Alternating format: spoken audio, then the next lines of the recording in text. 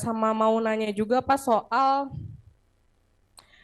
kan kemarin ada isu pemecatan karyawan pajak ya Pak. Kalau misalnya dari direktorat lain kayak misalnya Bea Cukai juga, apakah ada hal seperti itu juga Pak atau itu hanya terjadi di pajak aja? Terima kasih Pak.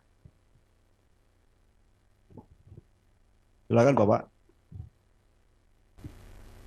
Makasih atas pertanyaannya. Langsung saya jawab aja. Yang pertama tentang pemutihan BPJS itu. Wah, tuh saya aja nanya ke sekjen saya tuh. Rupanya saya belum dikasih tahu. Jadi masih didiskusikan itu masalahnya. Siapa yang bayar nanti bebannya seperti apa, nanti akan diskusikan lebih lanjut. Oh, saya bilang nanti saya belum tahu ini alasannya seperti apa. Tapi nanti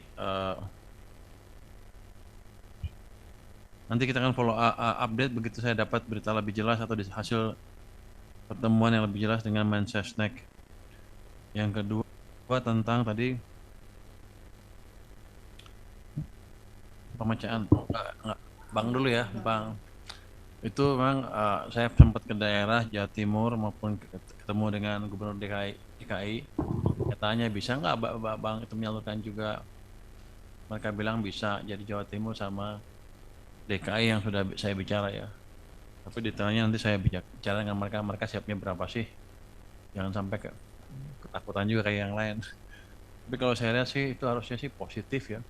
Kalau saya kasih bunga uang dana dengan bunga rendah dibanding pasar, harusnya mereka positif, bisa mereka channel dengan cepat ke BPD yang lain ataupun ke UKM di daerah-daerah tersebut. Kalau Bank Jabar saya belum tahu, saya belum bicara dengan Bank Jabar, tapi kan saya kan hati-hati betul menaruh uang itu akan saya taruh di tempat yang betul-betul clean. Kalau yang ada kasus saya tunda dulu.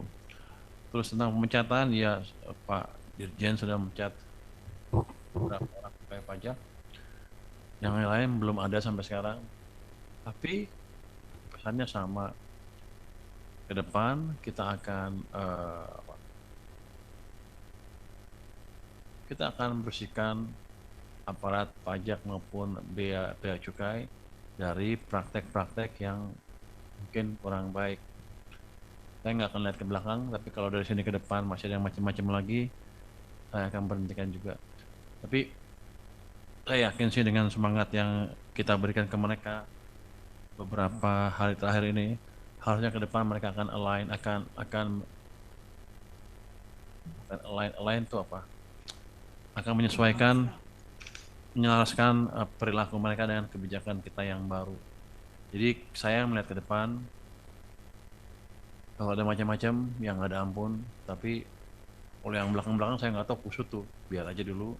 Nanti kalau ada proses, ada pertemuan baru kita proses. Tapi target saya adalah ke depan jangan main-main, supaya ada fair treatment untuk pegawai bea cukai dan pajak dalam pengertian gini, kalau bagus dikasih penghargaan dan nggak diganggu, tapi pada saat yang bersamaan juga jangan ada penyelewengan atau penyimpangan dari mereka. Nanti kalau bagus sekali misalnya tax ratio-nya sekarang kan sekitar 10 ya. Kalau bisa masuk 12 dalam waktu setahun dan nanti kita akan kasih insentif ke mereka supaya fair treatment, ada hukuman, ada juga reward kalau mereka bekerja dengan baik. Mungkin itu Mbak. Tanya selanjutnya. Selanjutnya, apa?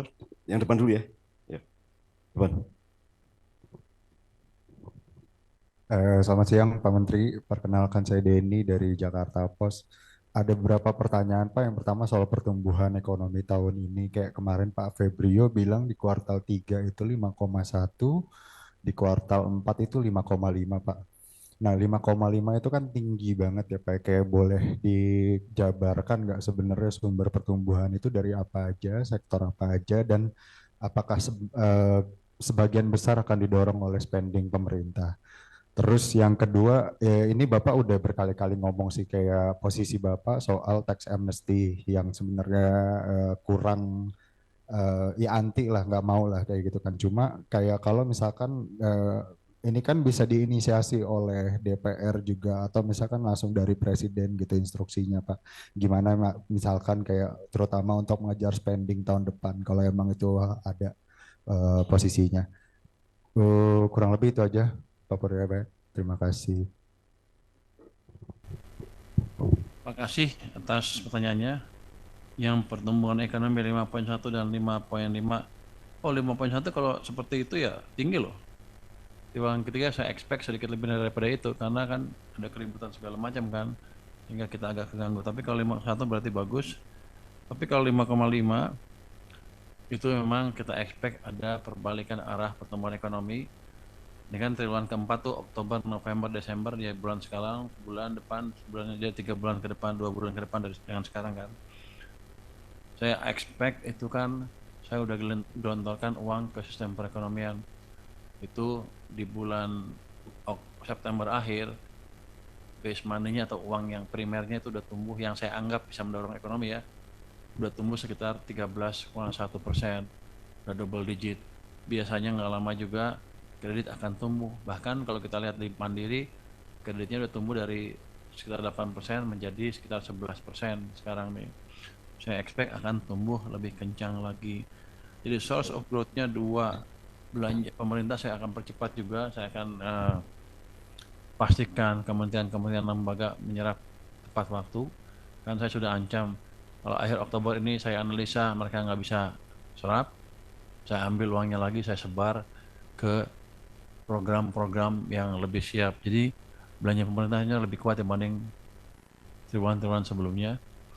Terus yang swasta juga saya pikir dengan pertumbuhan kredit, dengan banyaknya uang di sistem perekonomian, dengan naiknya belanja masyarakat karena uangnya ada, harusnya tumbuhnya di atas 5,5%. Ini yang penting adalah kalau ini terjadi, inilah sinyal awal dari pembalikan arah ekonomi dan langkah yang pertama kita memasuki era pertumbuhan ekonomi yang lebih cepat. Ke depan saya rasa akan lebih cepat lagi karena saya akan monitor terus uang di sistem seperti apa, belanja di sistem seperti apa, dan kita juga akan debottleneck seluruh hambatan-hambatan yang ada di perekonomian. 2026 pasti akan lebih cerah dibandingkan dengan tahun 2025. Ini tuh. Lagi? Ya, ini dulu ya. Hah? Lagi tax amnesty. Tax amnesty Pak, ya. Tax amnesty, posisi kita sama secara filosofi. Kalau tax amnesty dilakukan setiap saat, setiap beberapa tahun sekali, itu message-nya ke pembayar pajak adalah Anda sekarang kibulin aja pajaknya,